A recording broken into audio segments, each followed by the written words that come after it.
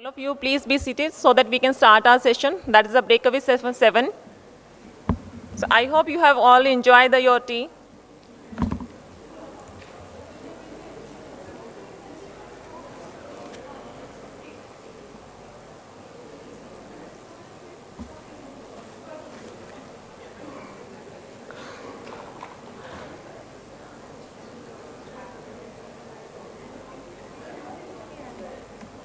क्या चीज़ हटवाओ यार हाँ 5 है ओनली हाँ हाँ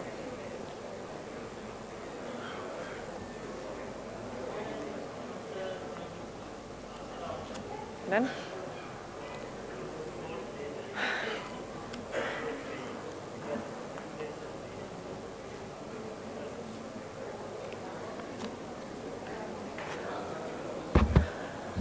Hello everyone, I am requesting all of you, please be seated so that we can start our session on time.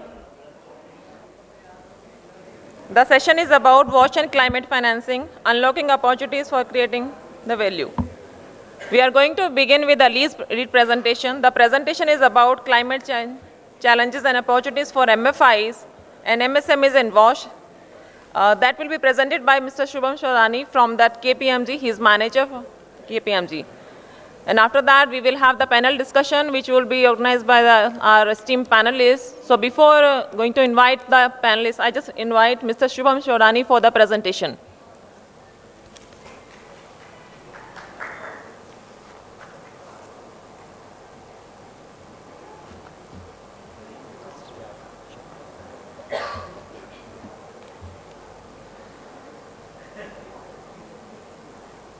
Good afternoon, everyone, and thanks to Sa-Dhan for having us over here. We realize that this is just a session before lunch, so from my end, I'll be keeping it very crisp and to the main content of our discussion today. So we are going to talk about climate change, challenges and opportunities for both MFIs as well as MSMEs from the perspective of WASH as a thematic area of focus. We had tried to, build our, I would say, presentation in a manner which is, which basically knits a story. And I think this does not require any reiteration that WASH as a sector and its association with climate change is proven. It does not require any explanation.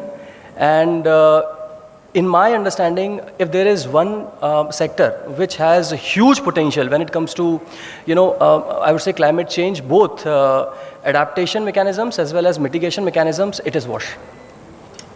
Opportunity awaits not only from the perspective of SDGs, but also the fact that there are multiple instruments which are coming up in the market, and there is increased impetus which is being, coming from impact investors.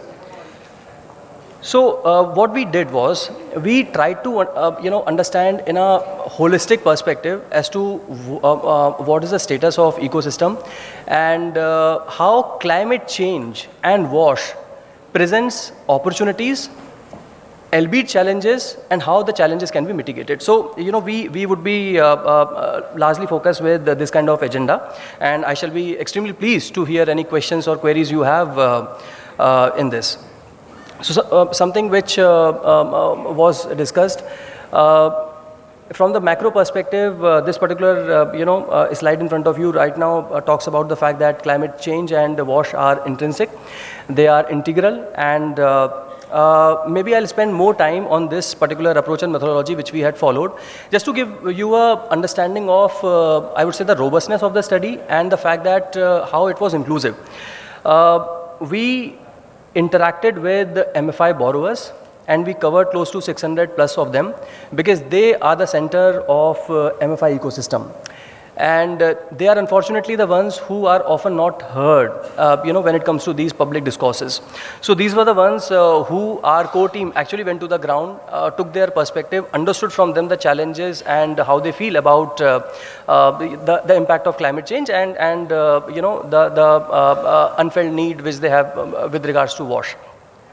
We interacted with the MFI, and I must thank all the MFIs for taking time for the comprehensive discussions which we had, for sharing their perspective.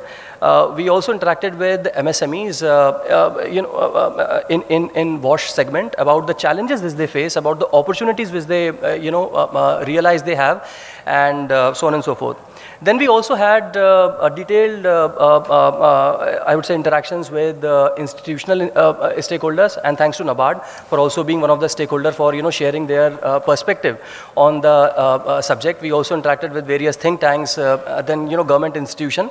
So we tried to make this study as inclusive, as comprehensive as possible, and covering the thoughts and inputs from holistic perspective. So paramount importance was also given to the fact that what are the geographies we are covering. So we had covered, as you can see in this slide, we had covered those districts which have considerable proportion of MFI borrowers, and also the fact that they are, they have high climate vulnerability from the perspective of exposure, sensitivity, and adaptive capacity. So this is just a nutshell of how and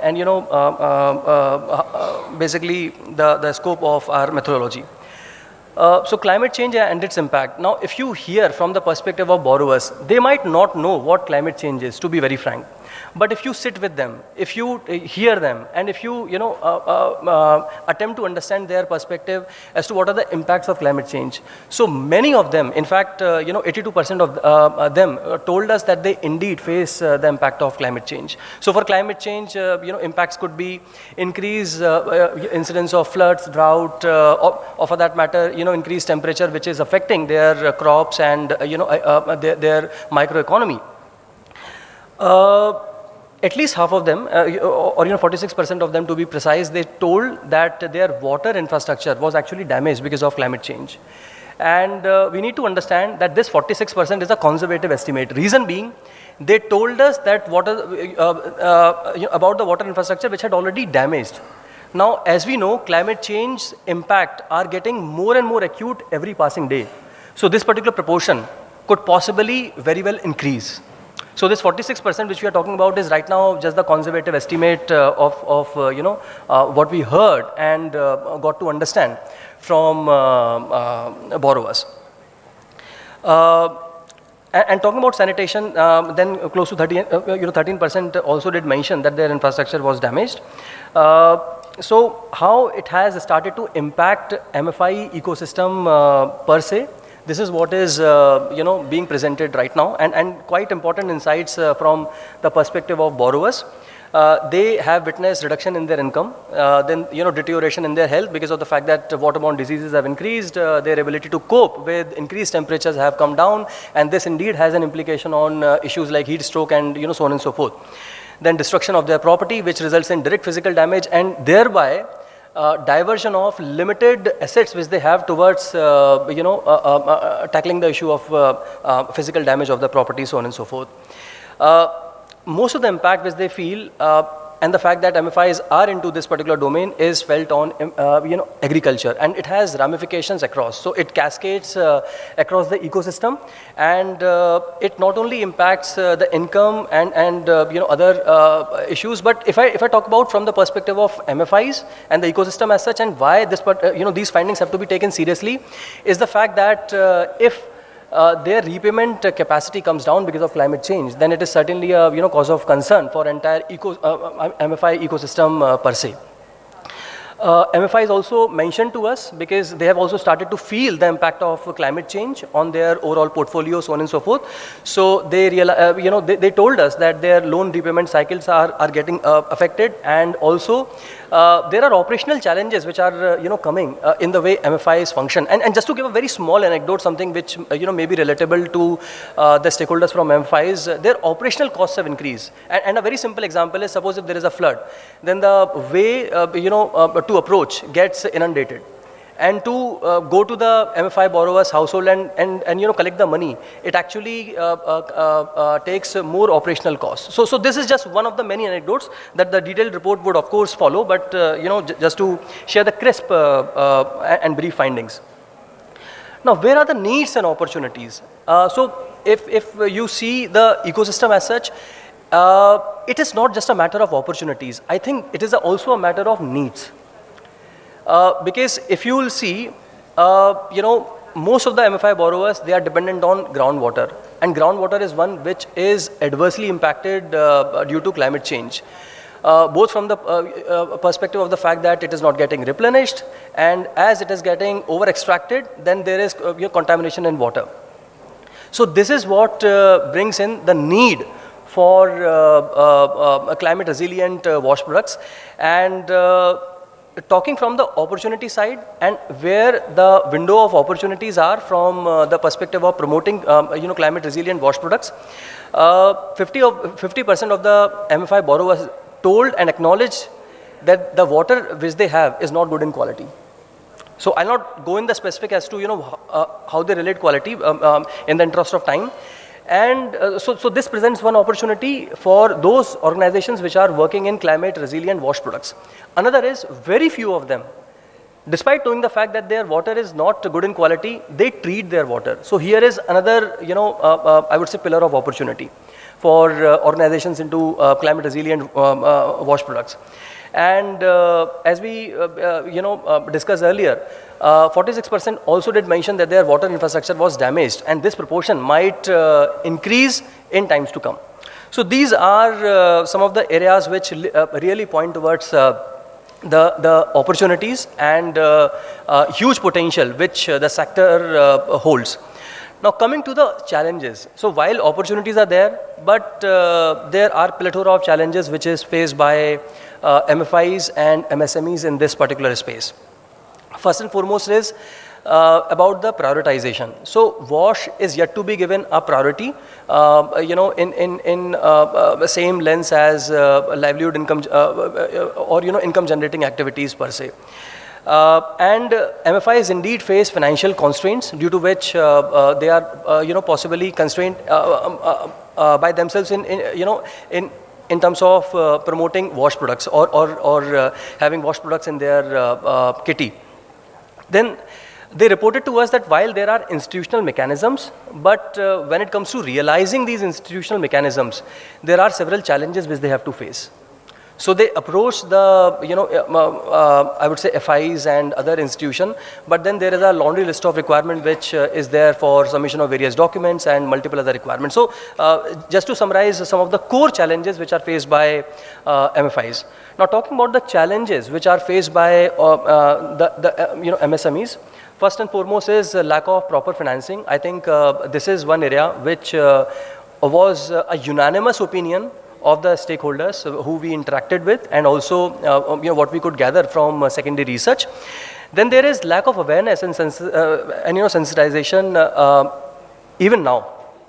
And then also the fact that policy support needs to be more specific. It also needs to appreciate the fact that there are some inherent challenges which MSMEs in wash sector face.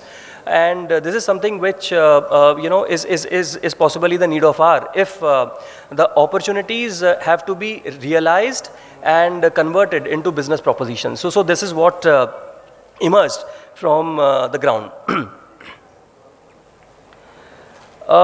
So if there are opportunities, if there are challenges, then what is the way out? The way out is, and how we have attempted to describe over here from a very colloquial sense is, there is a road to climate resilience through wash products. And first is the products need to be innovative, because we know the segment out there has affordability constraints, and the products need to be innovative in a manner that they are able to address the core needs or the preferences of borrowers, and at the same time is affordable. Then there needs to be better coherence between various institutions, because what we could find in our study was that there is room for improvement when it comes to building synergies between various institutions which are working to achieve common objective, but perhaps are working in not so much I would say coherent way. Then promotion of climate resilient wash products, institutional support which we described, and finally the access to financial product which increases the availability and accessibility of the consumers.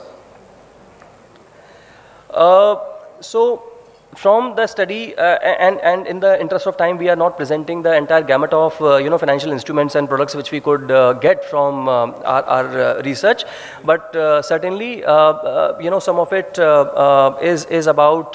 So we had tried to bifurcate the various financial instruments across the price range of the products.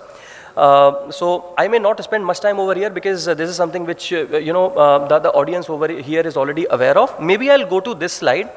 And this was a real window of opportunity, and how there are products in the market which are in climate resilience wash space, and the first three buckets which you can see, which we have specifically circled in a box, they are perhaps of interest to MFIs because they can be afforded by the consumers. And they are across entire, it's across, be it water supply and storage, rooftop rainwater harvesting, then new toilets which are innovative, water quality improvements and others. So again, it's about toilet improvement and water quality improvement, which are into the segment of medium high from the cost perspective. But one thing which I would want to specifically add over here is there is often a misconception that the demand for wash products is not much from borrowers. Actually, there is quite a lot of demand. It's just that they have perhaps not been given the opportunity.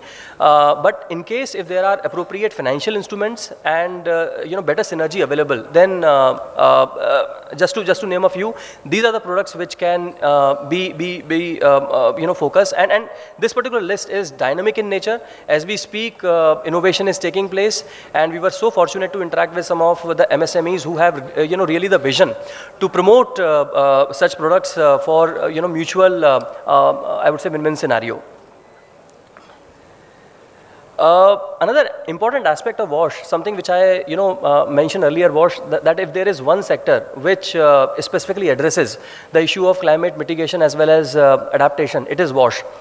So while through promotion of wash products, there is indeed, I would say, improvement in quality of life of the person in the last of queue. At the same time, it also contributes to various climate action, and some of it has been mentioned over here. For instance, if there is proper and optimal water distribution system, or there is a optimal rainwater harvesting system, so on and so forth, it has huge implication on the climate adaptation. Likewise, there are, in case if there are climate resilient toilets, then it would also have implication on both mitigation as well as, adaptation, because we know that improper sanitation also results in several, GHGs. So this is something which is important for the stakeholders to know and possibly for action. So the earlier one was largely from the micro enterprises perspective, that is from the interest of MFIs, and some of the innovative products and how their impact is on climate change is also from the perspective of small medium enterprises. We will of course share this particular presentation is with Sa-Dhan. So maybe I'll take leave from this presentation by just mentioning about the opportunities. And these opportunities, are across a spectrum. And as I indicated earlier, climate action is no more a priority of yesterday. It is very much a priority of today. So COP is taking place, and there is increased focus on this particular idea. In fact, water-based conference is also being now organized. So last year it was there. And this is where, from the climate action perspective, there are huge amount of opportunities for MFIs. And what we also feel is that it is not so that it is going to be an option for stakeholders to decide whether they want to promote or not. I think it is going to be inevitable to promote climate resilient wash products. And hence MFIs, if they are early and if they can tap these opportunities, then they would always be early mover advantage. Then association with climate resilience wash products would also help improve ESG rating, something which is often being talked and discussed by impact investors per se.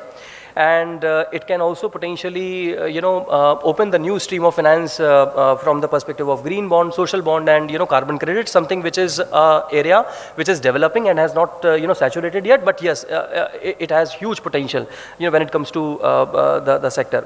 And another aspect is that water as such is a defensive sector.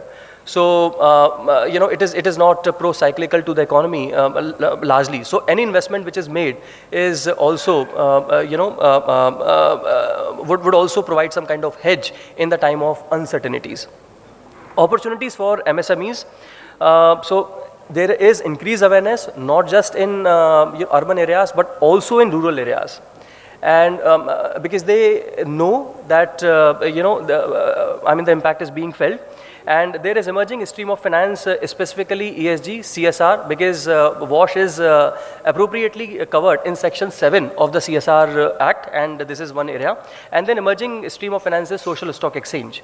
One thing which I would want to conclude is the quantification of impact. While there is so much of social and environment impact which is being there from the products, unfortunately it is not getting quantified. So in case if this can get quantified, it would be better for impact investors to have a comprehensive understanding, for them to compare among the various standards and accordingly take decision. Thank you so very much. Shall be glad to have questions.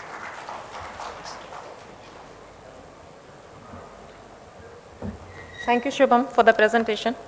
And thank you for setting up the context for the session. It will be helpful for the panelists just share their views about the presentation, how is it, and what we are expecting from the study. We found that during the study there's certain challenges which will be faced by the MFIs and the MSME. And apart from that, we also understood there are certain opportunities also. So to understand in a deeply and to understand the perspective of our esteemed panelists, I just want to invite all of them to on the stage. So first I want to invite Mr. Sajid Amit, Executive Director, South Asia Water.org. He will moderate our session. And Mr. Dinesh P, CGM DCAS NABARD. Ms. Purvi Bhavsar, Co-founder and MD, Pahal Financial Services Private Limited. Ms. Bonani Roychoudhury, MD, NABSAMRUDDHI Finance Limited. Mr. Suresh S, General Manager, IDBI Bank. So I request all of you, please be seated, and requesting Mr. Sajid Amit to moderate the session. Based upon the study, you would be able to find few questions for our panelists. And there are certain questions already mentioned in our agenda. We are hoping to get the response from our panelists from that. So over to you, Sajid.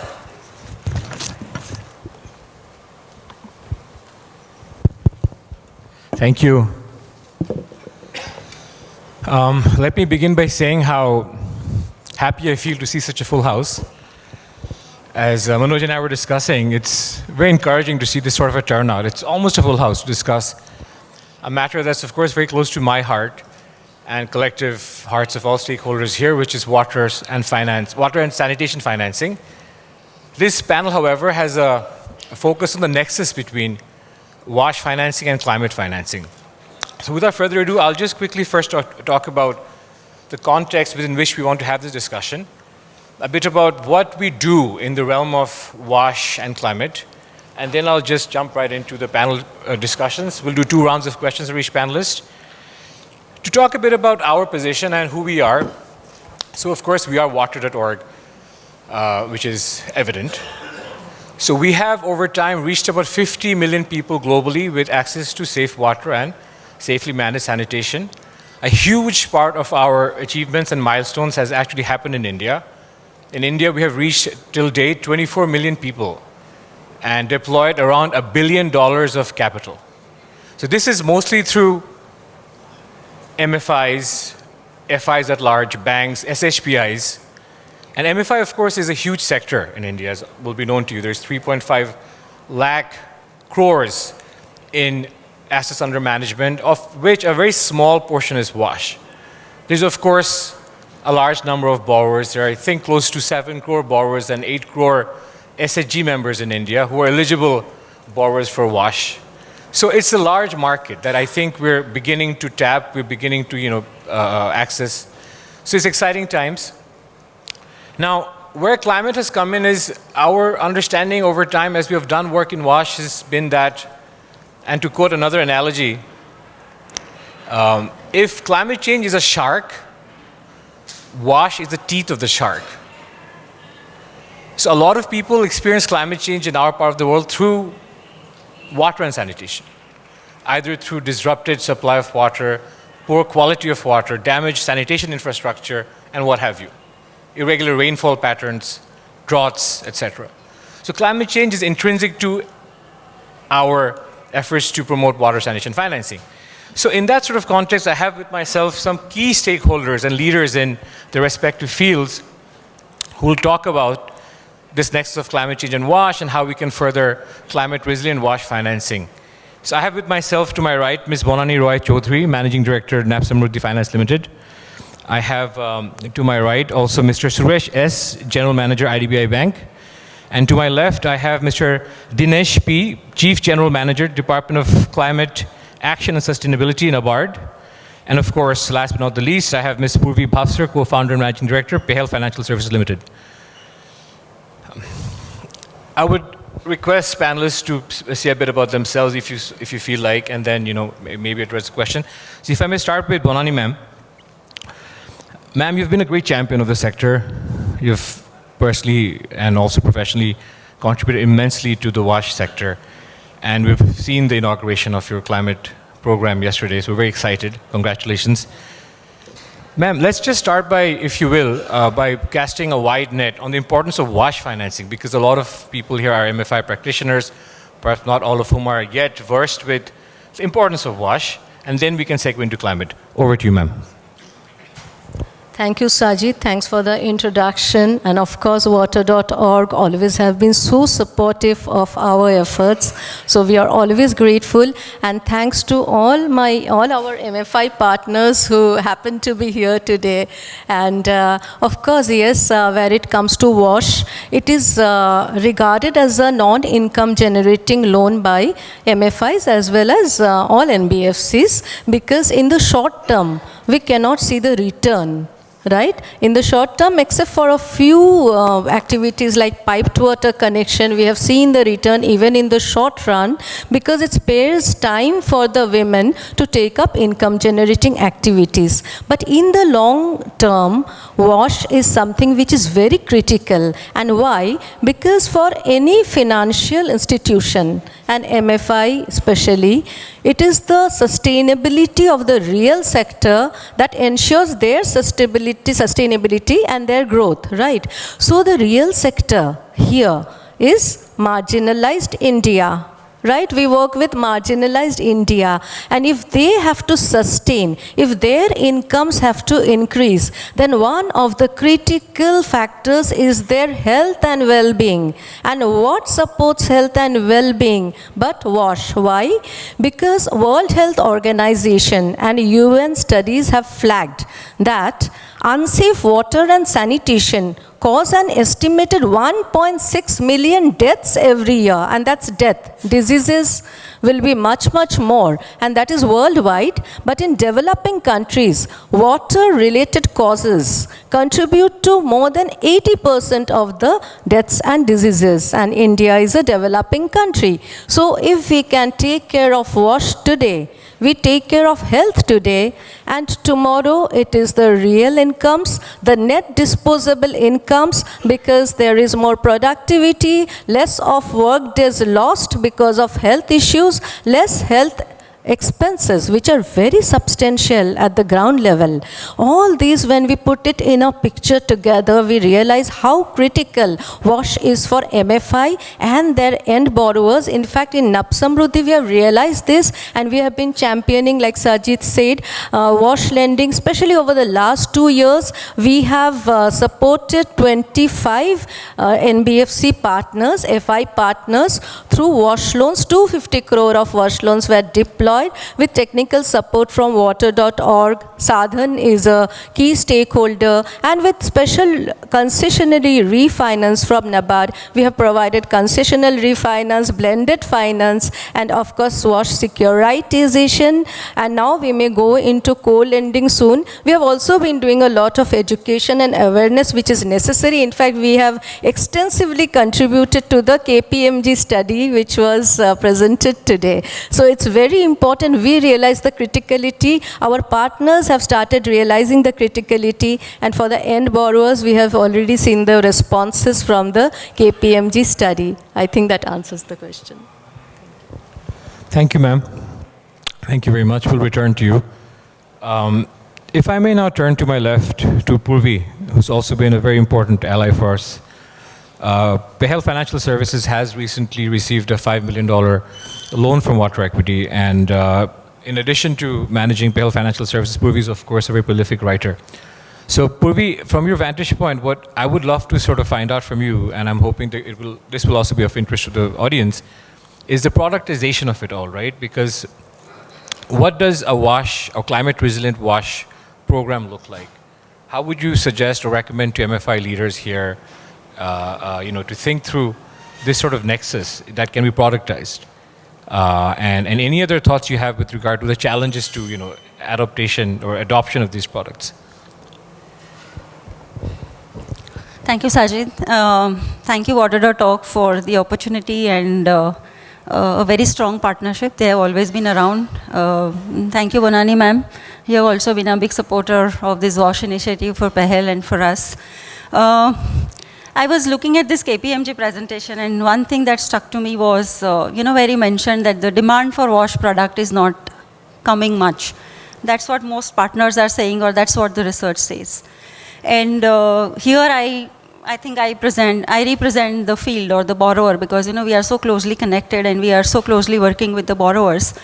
And from the borrower's point of view, if you understand how WASH looks like, so water from the borrower's point of view is a state subject, and they need not pay for it, particularly for the infrastructure related to the water, or even anything to do with water, because that is state's responsibility. That's how it is being perceived, or it is being seen. Sanitation, it should be there, but little lower on priority.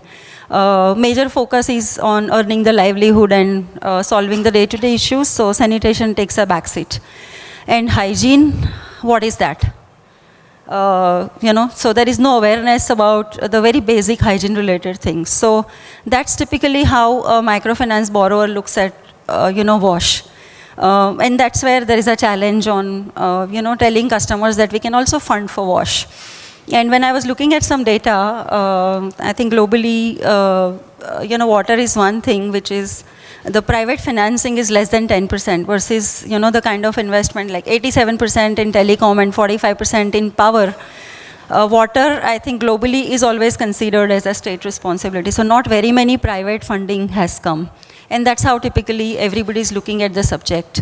But if you see the requirement, and as Bonani ma'am very rightly said, that though it is not directly linked to the livelihood, but a lot of livelihood depends on it. And if you, particularly if I talk in the context of the women in microfinance, they spend a lot of time in collecting the water, and that's why they are not able to, contribute in income generating activities, or, the risk that they have to face when the sanitation facilities are not available, or, even the sexual assault that they have to face because of the open defecation and all.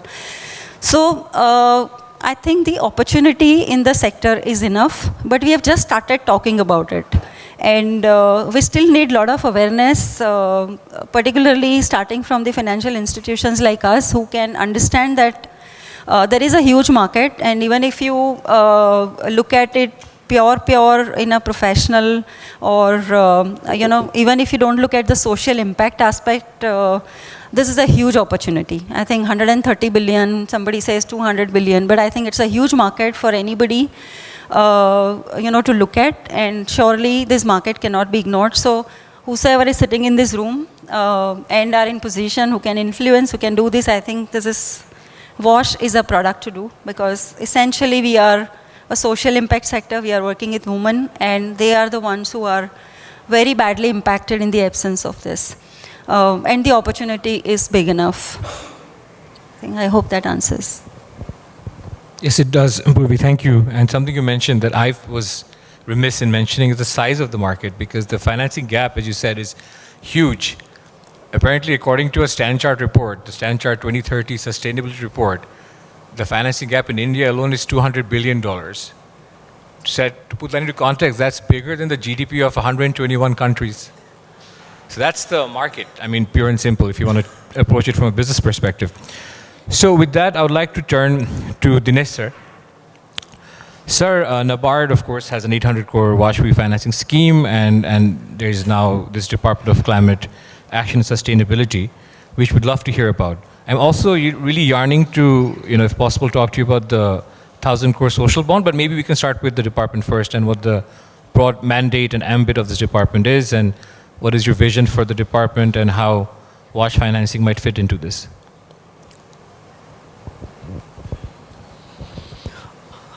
Thank you, Sajid. My esteemed co-panelists and distinguished guests from different sectors, very good morning to all of you. NABARD, as all of you know, it's the DFI with a mandate to support two important sectors of our economy, agriculture and rural development. So we have a mandate to support these two critical sectors. And now climate is one factor which is going to disturb the whole economy, and agriculture is one of the most impacted sector with the climate change initiative. So naturally our responsibility gets increased to face this particular challenge. We have been the pioneer in climate finance in India, especially with the support from the global climate funds. We were the first direct access entity for the Green Climate Fund of the United Nations. Then we are also the national implementing entity for the Adaptation Fund of, again, UN. And we are the only national implementing entity for the our domestic National Adaptation Fund for Climate Change from our Ministry of Environment and Forest. So with these dedicated climate funds, we have been implementing or we have been supporting projects addressing the climate change in India. About 40 projects with a financial outlay of about 1,900 crore we have supported, and they are in various stages of implementation. But then this is a very small support when you look at the whole requirement of the climate finance in India. All of us know the ambitious target which India has set under its nationally determined contributions. Prime Minister has declared that now India is going to be net zero by the year 2070. So all these things have put a lot of challenges for the entire ecosystem, and the fund requirement is huge. So we will not be able to cater to the demand only with a few dedicated funds with grant support. We need to move from the traditional thinking of grant-based support to climate change to mainstream funding. It's everybody's responsibility now. Earlier the thinking was that climate change is something which has to be done by somebody with some dedicated grant support. But then it is not so now. It is everybody's responsibility now, and the mainstream players and mainstream funding has to be there in climate fund. So that is one thing which we wanted to give focus. So the reason why we have created a separate department is that now we are looking for the new areas for supporting climate finance. So one is we are looking for mainstream funding, mainstream financing. Then we are looking for innovative solutions, because this is one area where or which require a lot of innovative solutions. Your traditional products may not support climate finance, especially adaptation sector. Right now, mitigation sector is attracting a lot of resources, because mitigation is a commercially viable activity. Everybody wanted to support it. But adaptation is something which, where the bankability has not been established like your mitigation projects. So nobody is venturing out into adaptation. Whereas that is the area where, farmers and the rural people are involved. So we need to support them with innovative product. As I mentioned earlier, we need to move from grant-based support to mainstream funding. So mainstream funding, it doesn't mean that we can immediately support with commercial funding. We need to have blended products. We need to slowly blend a little bit of grant, little bit of commercial funding. Maybe we can think of guarantee products, or maybe we can think of other incentives to be offered to the people. Because that is the only way to support the sector with huge funding requirements. Another area which we are looking at is now a lot of things are being talked about green, the projects, green funding, green portfolios and all that. But right now we don't have any national standards or framework to classify any activity into green. Many of us will think that, okay, this is something which is green, we can always claim it. But then that is not something which is not acceptable to the funding partners. We need to have standard frameworks.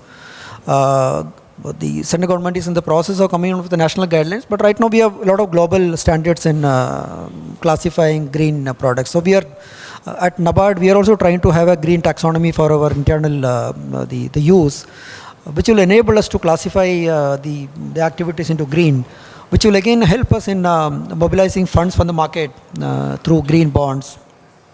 That is something which we are looking for it.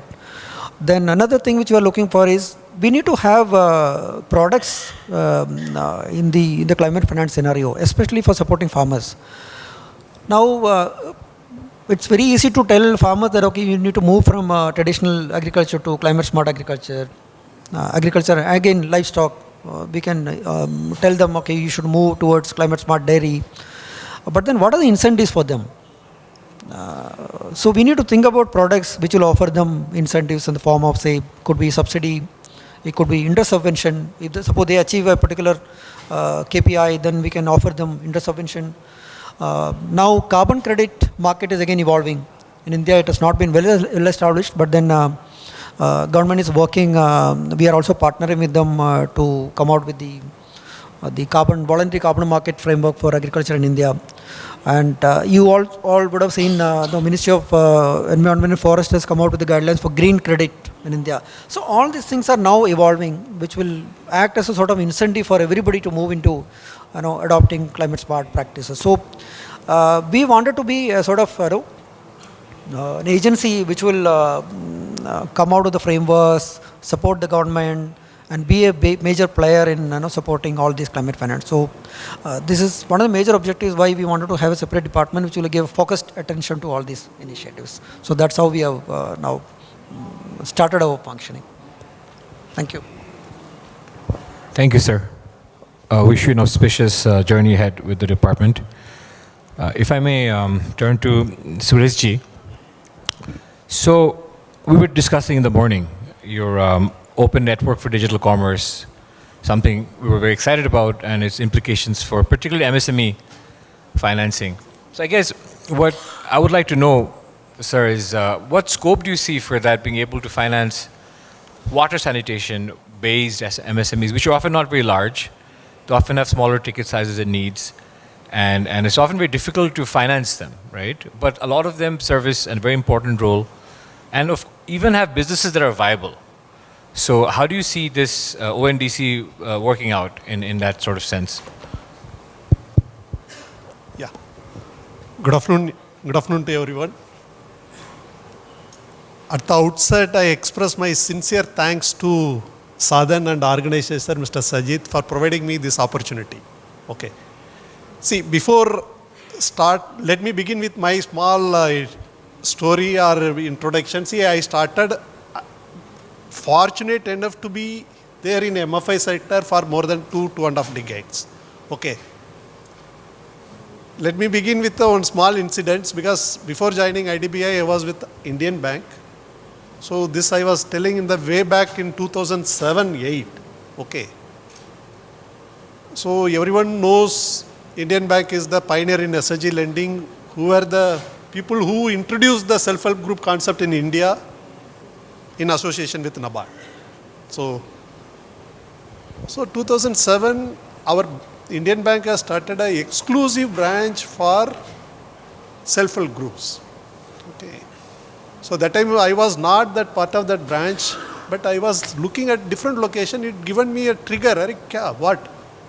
Whether it is a bankable, self-help group is a bankable proportion is for. Then second surprise, the major surprise was the place they have identified is the metro location and in the heart of the city. So then it is a big surprise to me, in metro how they will do the rural lending. Okay. Then we started looking into exploring what is the opportunity available for the microfinance lending. See, they way back in 500 groups in 1990s. Today, Mr. Sajid is telling we are having a 350 crore portfolio. So this is such a huge opportunity we are having, right? So coming back to our wash also, so thinking back in the way back 20, 30 years back, nobody would have imagined we must have grown into this level, right? So now, in the initial stages, there is some discussion is there, whether there is a income generative activity is there or not. Because generally bankers will be having a resistance. I need to get back my money. If I want to get back my money, some income has to be generated. Then only customer will be repaying. But for our MFI partners, I will make it clear, this issue will not be there. Okay. Again, I will quote you with another example, because when the KCC, Kisan Credit Card for Farmers, was launched by the government again, so it is a crop loan. So in the crop loan, there is a component of 20 to 30% for their basic consumption purpose. So the question will arise, is the consumption purpose ka why we need to give the money? So the same answer relies the same, unless he is sustainable. The matter is sustainable. We need to be sustainable. Okay.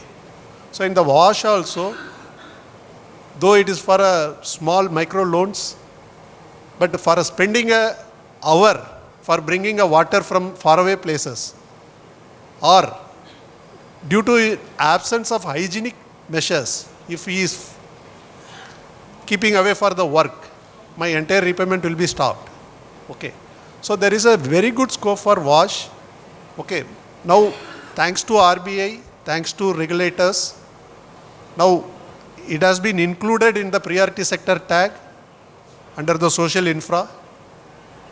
Not only for the direct lending, for on lending also up to 5 to 10 crore it has been included under priority sector tag. Okay. Now coming to before coming into ONDC, just I wanted to touch upon scope available. What is the market size? Okay. See, as everyone knows, now the microfinance ka success is, banker cannot give this kind of loan. Because all the microfinance members will definitely be agreeing, because with the bank existing setup, we cannot afford to have this much of transactional cost. Okay, because basically it is a small ticket loans. It involves lot of transaction, repeated disbursement, and the distance will be there.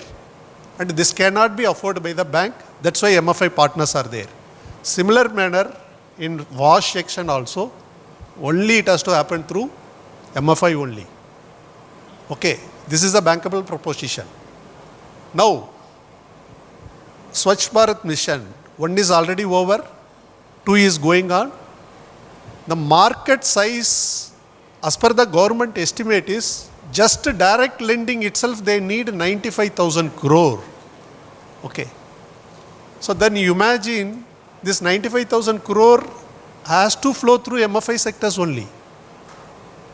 Then you coming back to the second sector. Say, if I wanted to create a 95,000 crore to the loan, then MSME basically they have to come in the backside. Okay, so manufacturers ka we need to fund, distributors ka we need to fund, retailers ka we need to fund. So there is a ripple effect in other areas. So other than wash, now if you are coming to the climatic section, see, in the recent meeting, our Honorable Prime Minister has announced we need to reduce the carbon emission. Say for example, we need to move it into renewable sector. Okay. So either it can be solar pumps, or thermal power projects. Instead of that, we will go for a renewable energy, solar or water. Okay. It requires $1 trillion money. Okay. From where this much of money will come? So traditional banking may this much of money, it is not possible. Okay. So organic manner we can't grow. So it has to happen through only in a non-conventional manner. So now where is the source of the money? Say for example, if somebody is from the, probably from the MFI sector, some treasury people also will be there. Okay. So there are global mutual funds, pension funds, right? And private parties. So they are ready to fund it to our country. So what they will be looking at, what is the risk, country risk? What will be the exchange risk? Right? These two is the major areas. But we know, everybody knows what our country's rating is, keep on increasing only. And generally when the government is coming and raising the money, it is impossible to become a default. So probably you people must have seen in the last 6 months, okay, Government of India has raised 8,000 crore in 2 tranches. In fact, NABARD has raised 1,040 crore by way of green bonds. Now this money, how will come into the society now? Naturally it will come into through MFI partners only. Okay. So there is a huge opportunity going forward, like MFI in SSG lending. What is the milestone we have created? So in WASH as well as in climate finance also, similar fate will be happening. So coming back to the ONDC, see, it is ONDC again it is a government promoted online platform. Everybody is very much aware what is the Amazon and Flipkart. Today if I wanted to buy one pen or one mobile phone, just I will go to Amazon or Flipkart, I am just searching and I am getting it. But ONDC may what will happen? So it is kind of not only in a particular portal, the product in all the portal, wherever it is available, all the portals will be appear. It will be collated and it will be available to the end user. Okay. So end consumer can have a informed decision where he is having a better pricing. Okay. Indirectly, this will be helpful for the funding.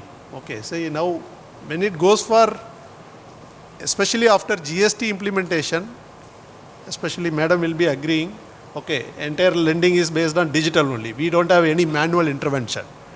Because we are getting what is the MSME ka, what is their sales, what is the purchase, and the sales and purchase ka taxes returns are filed or not, we are getting online. Profit is getting generated and the income tax is being filed, and again these reports are getting extracted online. Sales and purchase ka transactions are getting routed in bank. Account statements are online extracted. So decision making will be easier when we are using this kind of digital platforms. So with this words, let me close my thanks. Once again, thank you very much for this opportunity. Yeah. Thank you, sir. I just want to quickly do a time check. Are we okay in terms of time? Okay, fair enough. So 10 more minutes. Okay. Maybe we can just do a quick round, like a lightning round, and I have a question that I think is applicable to all our esteemed panelists. But at the same time, I want to give you the option of maybe addressing anything else you might have as an afterthought to what you said, or just respond to the other panelists. So the question that I have that I think is sufficiently generic in nature is, what innovative financing instruments have shown the most promise for FIs in promoting climate action and sustainability? So we're talking about products here, right?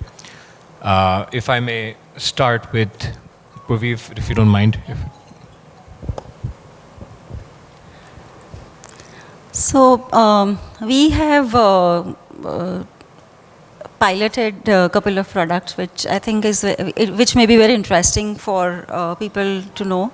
One is we have tied up with a agri-tech company, where we are funding the small and marginal farmers to ensure that they get good quality of seeds, because the quality of seeds plays an important role, when the land holding is so small and they are so much dependent on the weather for the rains and everything. So we are funding small and marginal farmers through these agri-tech, and we are ensuring that the seeds are doorstep delivered. These are unlike any other normal vanilla microfinance products. These are like 6 months or crop cycle linked product. Here we are not making payment to the farmers or to any agency. We are directly making payment to the supplier. So the utilization of loan amount is strictly ensured, and this is working extremely well for us. We have piloted this with about 2,500 farmers, and so far it has worked really well for us. Just that we have to see how we scale it up. The other product that we have done, and we are now looking at an extension or expansion of that product, is we have dedicated branches where we do cattle funding. And we also make sure that every cattle that we fund is also properly insured. So the risk is completely taken care of. And as an extension of that product, we have now started funding biodigester, because everybody whom we are funding for cattle, they are sure to have that cattle waste, which can be converted into biogas and then into a good quality cooking gas. And slurry can be used as organic manure. They can also sell this gas to the nearby places, and that also gives them livelihood opportunity. Here we have also taken advantage of the carbon trading, the carbon offsets. So the product, the biodigesters, which were originally priced pretty expensive, is now coming almost in 1/3, 1/4 kind of a price because of the carbon trading that is discounted and that is factored into the price of the product. So that becomes extremely affordable. Very useful, since the cattle is already funded, they already have a waste. So we are trying to complete the entire cycle of that product, and this looks extremely promising. Many more products, but I think these two may be of interest.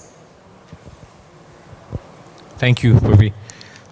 Sir, if you would like to maybe enlighten us a bit about this bond, because we at Water.org are also considering ways to work and help promote water sanitation bonds. So this 1,000 crore social bond is obviously a milestone in innovative financing. It's listed on the Bombay Stock Exchange. So what sort of challenges did you, very briefly perhaps, find along the way, and ways in which you approached it to make it successful?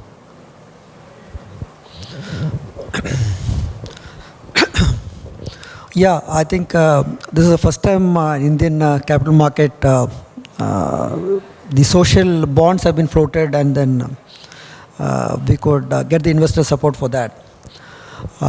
Because as I mentioned earlier, this is one sector which require concessional funding.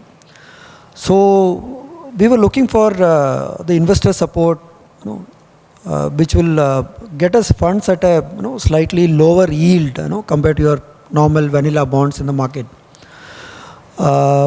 So we just tested the market. We went through the SEBI process, for floating this particular bond, and then we have gone to the market. We had a target of 3,000 crore to mobilize from the market, and there was overwhelming support from the investors for this fund. And we had restricted it to 1,000 in the first instance. The main reason, like Sajid asked me the challenges. See, Indian capital market, the investors are not matured enough. I would use the term matured enough, or maybe sensitive enough to offer a lower yield for these kind of instruments. Unlike your markets in the West. Markets in the West, when you float green bonds or social bonds, the investors would always be prepared to expect a lower yield compared to traditional bonds, because there is a kind of awareness among them that there is a need to support environmental costs and social costs. So there, when you float these kind of instruments, your yield is comparatively very low. So the issuer will get a flexibility to use this particular fund, for offering in a concessional funding. But unfortunately, in Indian capital market, The reason why we are restricted to 1,000 crore was, we were not getting the kind of yield difference which we were hoping to get it. So when we are not getting, a real yield advantage, you call it a greenium, the premium which you normally call it in the stock market. So here you offer a greenium. The greenium was not forthcoming from the market. So this is a major challenge now. But then this will happen only over a period. We have to be in the market. More and more players should come out with this kind of instruments. So the market also will be aware of this kind of instrument. When somebody comes out with an instrument for the first time, you can always expect this kind of response. But when you enter the market, more such instrument, create awareness among the investor community to tell them, okay, this is for a different cause. Like all of us were talking about wash products here. Wash product is not a commercial product, but then that has also grown into a big portfolio. So this has happened over a period of time because of sustained efforts to educate the people. So we need to go more often into the market with this kind of instruments. We are also planning to go to the market with a green bond now. So we are in the process of identifying the portfolios, and then we'll go to the green bond market. So this will happen over a period of time. An investor will get awareness, and then I'm sure over a period of time our investors also will be quite sensitive to this kind of activities, and then definitely I think you can expect in future a better greenium for our bond market. So the initial signals are quite optimistic because the reason that investors are ready to support itself is a positive thing. It's only the question of transforming their mindset into offering a greenium into our bond and then move forward.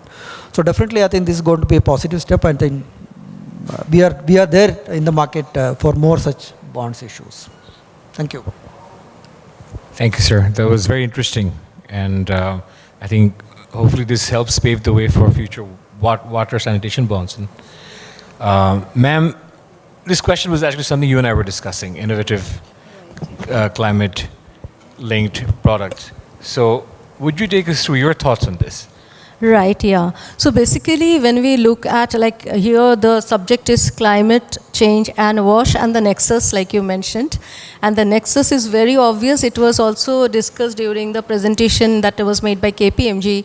And why I'm just touching on this is that ultimately, when we look at these needs which are to be financed, innovative instruments are needed where we can, even address this nexus, because climate change affects wash in a very, very critical way. When we look at the extreme weather events, they lead to absolute destruction of sanitation structures. There is reverse flow of sewage and fecal matter, so a lot of contamination that happens, and in spite of the best efforts of the government, the MFI sector and all the stakeholders, the technical players, ultimately they don't sustain unless we take into account the impact of climate change. So where it comes to floods and cyclones, this is what happens, and water gets contaminated. The other is the drought affected areas which are newly drought affected, so the communities are not ready for what structures are needed. So there is a need to have climate resilient structures or climate proof structures for any of this. So what we have done also yesterday, of course, NABARD chairman and all our stakeholders, Water.org, we inaugurated a climate ready wash funding program mainly for MFIs and MSMEs, where we are looking at such structures. Our reference is the CEEW study, where climate vulnerable districts are going to be identified. We are starting on a pilot basis with 3 of our MFI partners and some MSME partners as well in flood hit areas of Bihar and drought affected areas in Rajasthan, with technical support from Water.org. Even Finnish Mondial will be joining in, I suppose.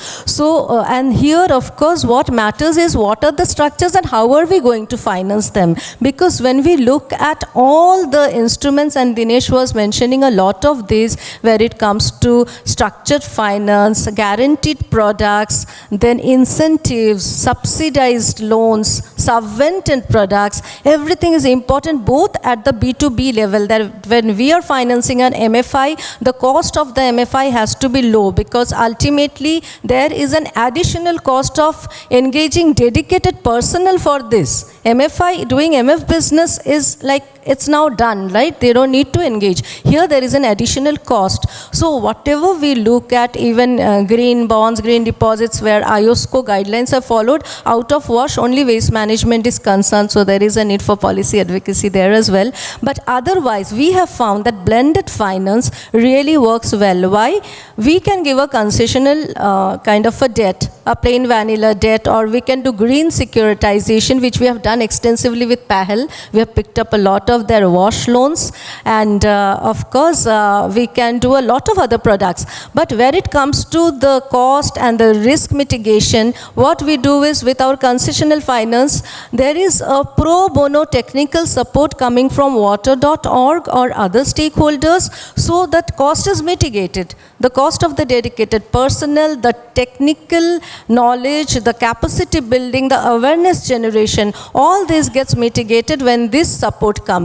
So overall, when we look at the cost, when we look at the product, it works out for the MFI. And at the ground level, when the MFI provides this, the same thing has to be there. There can be subsidies, there can be subvention, there can be guaranteed products, so the risk cost for the MFI comes down. And of course, the cost for the ultimate borrower, when it is subvented or subsidized, it makes a lot of difference, because awareness is key to making anything like this a success, a climate resilient wash product. To make it a success, awareness and technical support is absolutely required. So when it comes like this, like a grant support or pro bono, that blended finance, I feel, has immense potential and promise as compared to anything else. Thank you so much.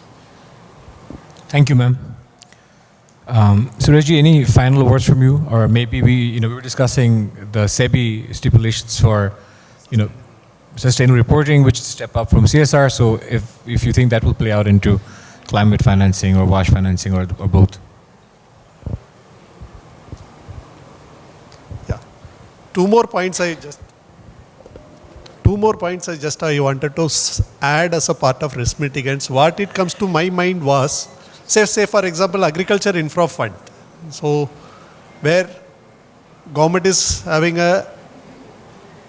providing an interest subvention to the tune of 3%, and up to 2 crore they are giving a guarantee by linking a credit guarantee fund trust scheme. So in WASH as well as in climate also, this can be set up. Okay.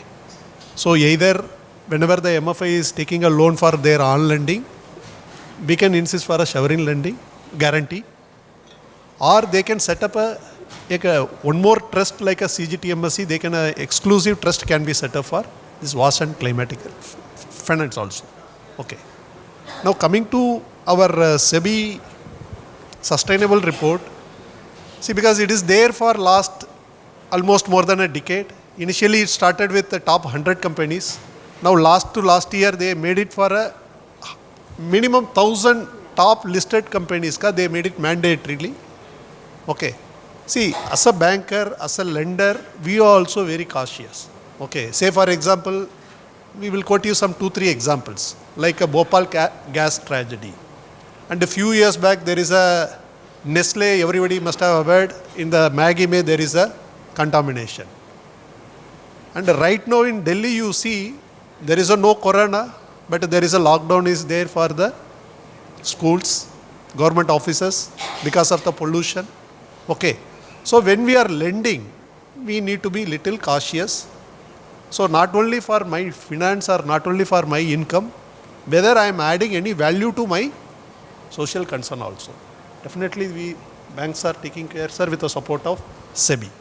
Yeah. Thank you, sir.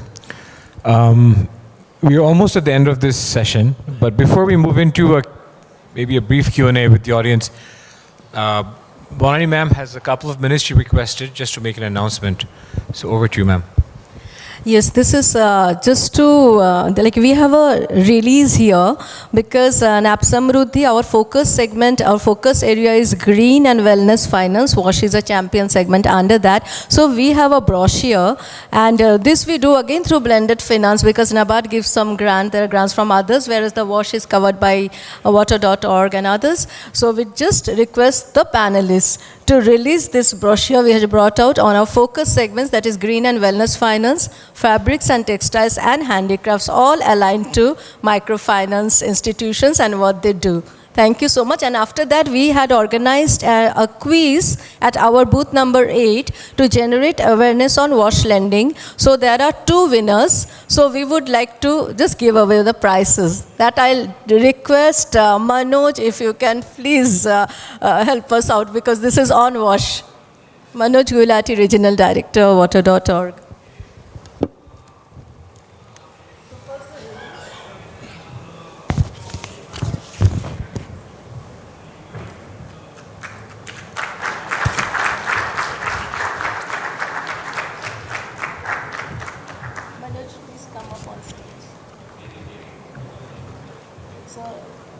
So this is the brochure.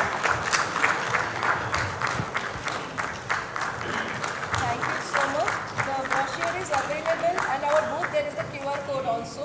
Yes, sir. So you can just get into the QR code.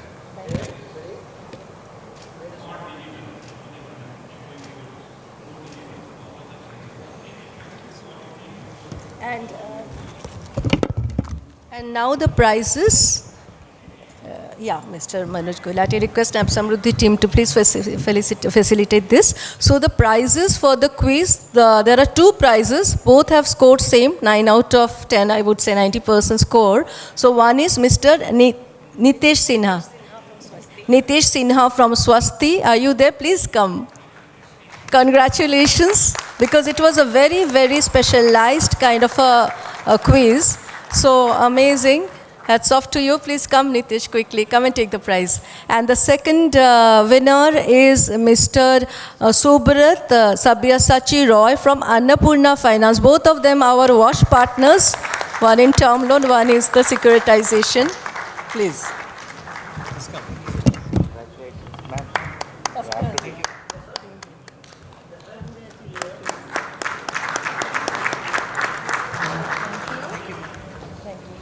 Well done.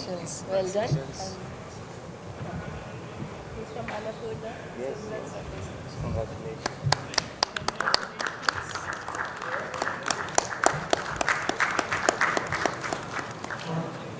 And thank you for all the contestants who joined and participated. Thank you so much. And thank you so much. Thank you once again. Thank you. Do you want to stay on? Do you want to stay on? No, I stepped up. Okay. So we'll just take our seats for a very quick Q&A as per, convention. So we have a question over there. If someone can please pass on a mic.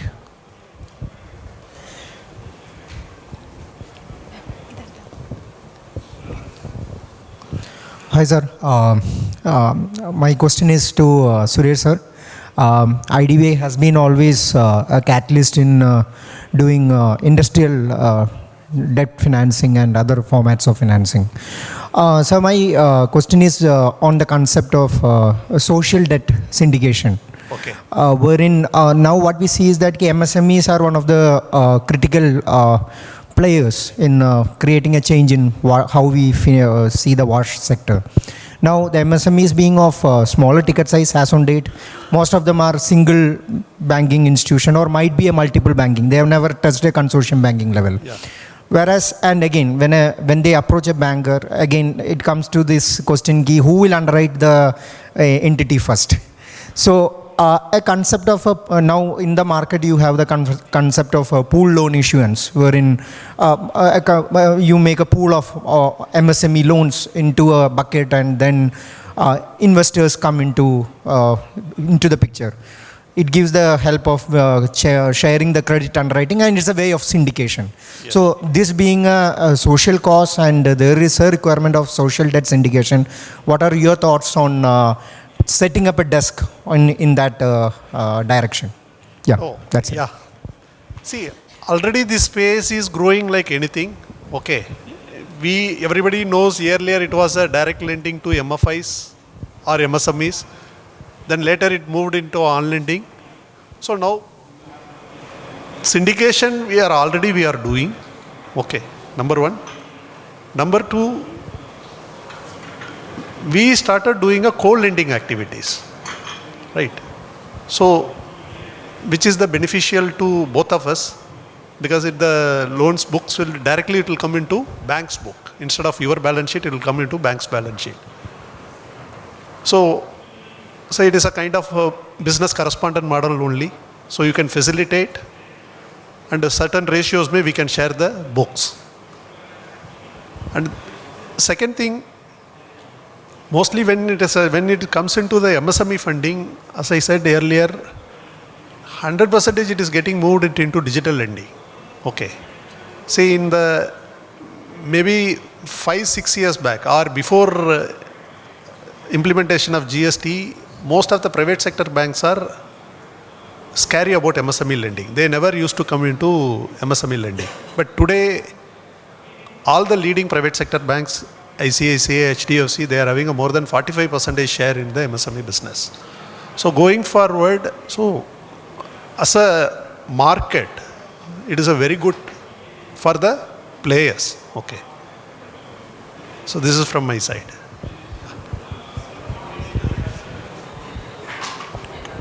Thank you, sir. I think we have time for just one more question.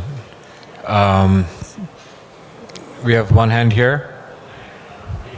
If someone can pass on a mic.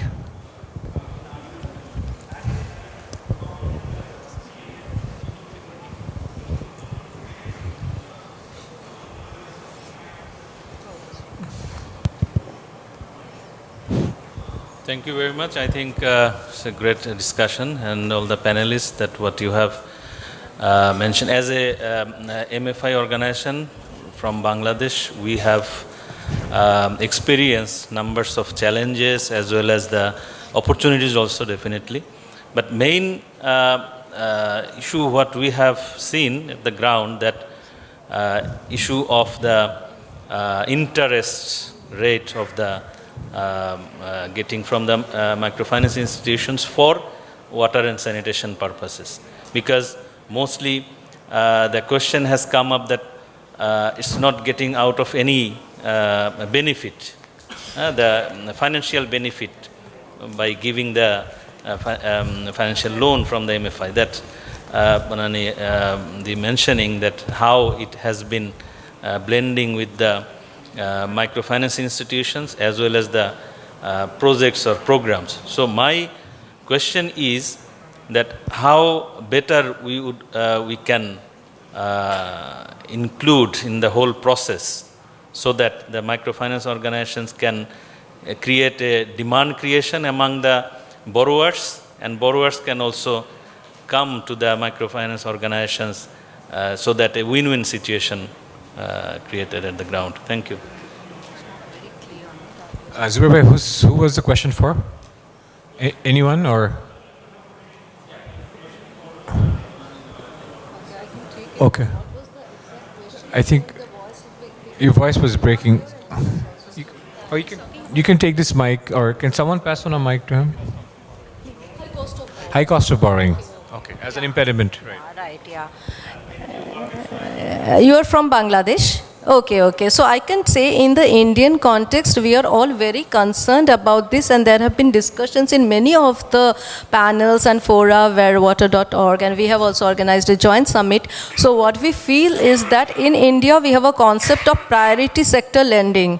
Right. In that, there are a lot of sub-targets, and even if it's not a particular sub-target, at least somewhere where wash can be accommodated. So because like if MFIs also want to lend, MFIs don't get loans at a very low rate, right? So the loan for wash has to be made available to the MFIs at a concessional rate. And for that, one way is that if it is brought into the priority sector norm as a sub-target, with a penalty, and that what happens, if banks can finance, it's well and good.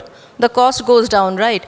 If in case there is a shortfall, that shortfall can be diverted to create a low-cost fund which can be housed either in NABARD or any other DFI. NABARD is the best one because NABARD has been giving concessional loans for WASH and also grant support.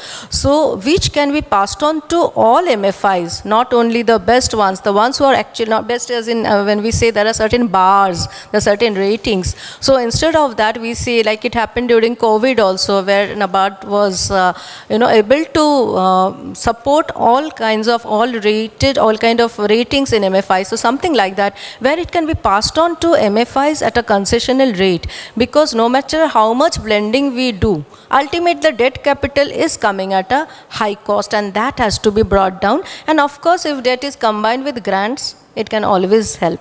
Same thing, catalytic capital, some kind of equity support, a soft loan or a sub debt, anything that can mitigate the high cost. I hope that answers your question. Exactly. It has to be. It has to. They will take it forward. A long way to go. But thank you so much for your interest. That's a wrap. And a big round of applause, please, for all the panelists. So I would like to thank our esteemed panelists for the wonderful session, and especially to Mr. Sajid for the moderating the session the very. So I'm requesting Mr. Esper, MD and CEO of FWB, to present the memento to our panelists. So please join us on the stage.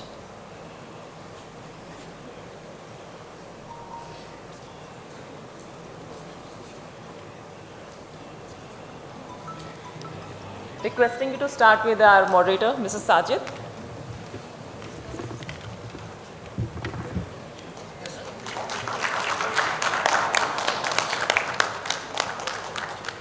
Mr. Dinesh from NABARD.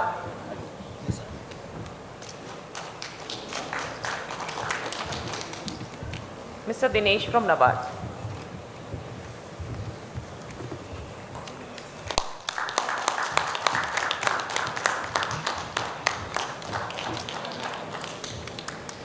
Ms. Purvi Bhavsar from Pahal Financial Services.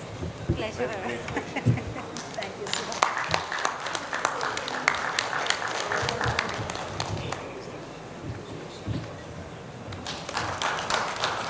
Ms. Bonani Roychoudhury.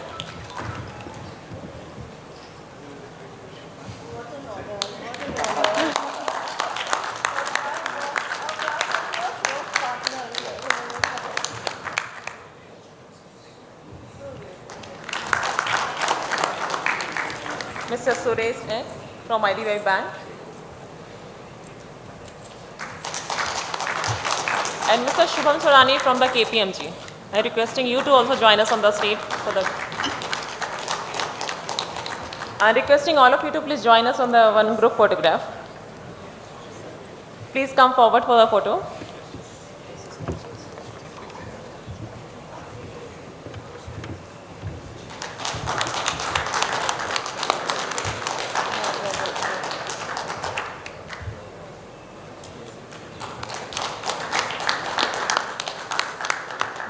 Please come forward for the group photographs.